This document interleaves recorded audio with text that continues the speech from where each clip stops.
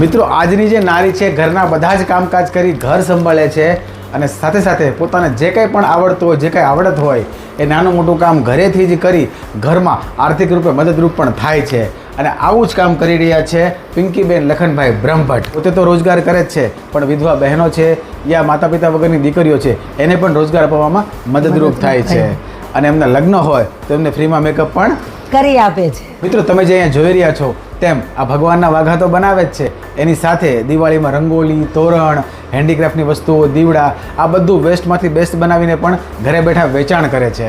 અને તમારે પણ આવી કોઈ પણ વસ્તુ ઘરે બેઠા મંગાવી હોય તો બધી ડિટેલ મેં સ્ક્રીન પર આપેલી છે, ફોન કરી મંગાવજો. અને આ જે બધી બહેનો દીકરીઓ છે ને એને રોજગાર મળી રહે ને એમાં જરાક મદદરૂપ થાજો.